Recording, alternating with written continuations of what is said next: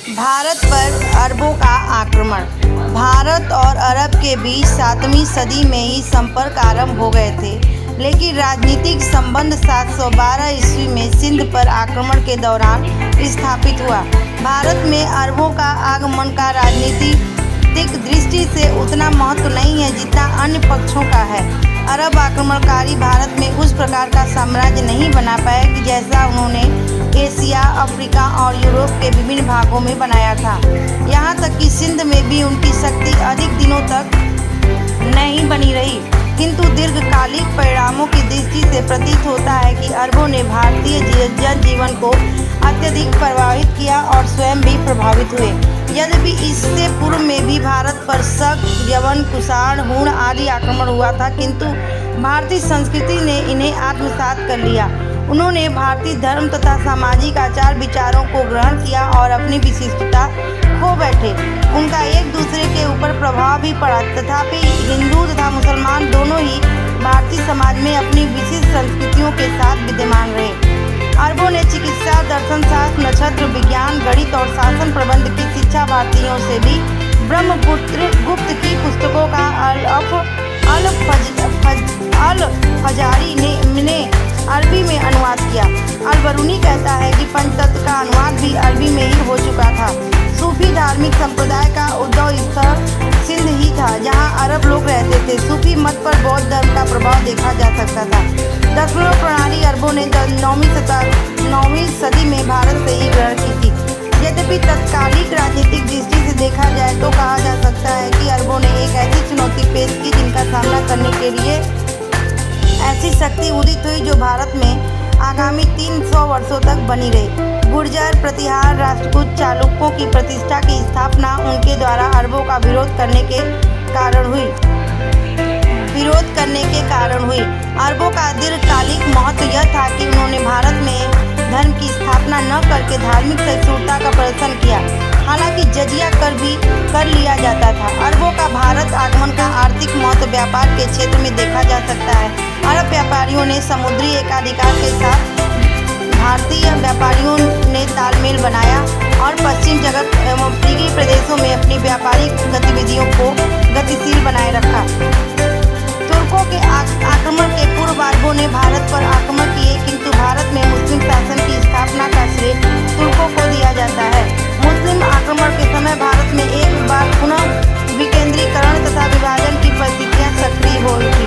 तुर्की आक्रमण भारत में कई चरणों में हुआ। प्रथम चरण का आक्रमण 1000 से 1027 ईसा के बीच गजनी के शासन महमूद गजनबी द्वारा किया गया। इससे पूर्व सुबुतगीन महमूद के पिता की लड़ाई हिंदुशाही शासकों के साथ हुई थी, किंतु उसका क्षेत्र सीमित था। भारत के गुजरात क्षेत्र तक महमूद ने अपना शासन स्थापित किया, लेकिन उत्तरी भारत में शेष क्षेत्र अभी तक तुर्क प्रभाव से बाहर थे। कालांतर में गौड़ के शासक शिहाबुद्दीन मोहम्मद ने पुनः भारत में सैनिक अभियान किए। 1075 से लेकर 1206 ईस्वी के बीच उसने और उसके दो प्रमुख सेनापतियों ऐबक और बख्तियार खिलजी ने गुजरात, पंजाब से लेकर बंगाल तक क्षेत्र को जीतकर सत्ता स्थापित की, किंतु 1206 ईस्वी में गौरी की मृत्यु के पश्चात तुर्क साम्राज्य कई हिस्सों में बंट गया और आगे चलकर भारत में दिल्ली सल्तनत नाम से तुर्क साम्राज्य स्थापित हुआ।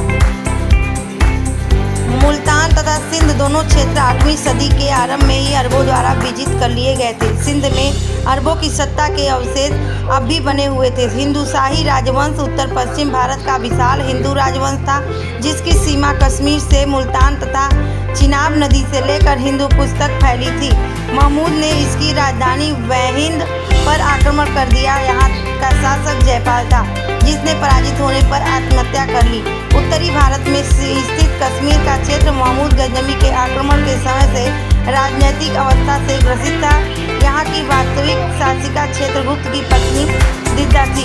उपर्युक्त राज्यों के अतिरिक्त मुस्लिम आक्रमण के समय उत्तरी भारत में अनेक छोटे छोटे राज्यों का अस्तित्व था। तुर्क आक्रमण के समय भारत छोटे छोटे सैकड़ों राज्यों में विभक्त था, जैसे सिंधु, मुल्तान, पंजाब, दिल्ली, उत्तर प्रदेश, बंगाल आदि। भारत का इस समय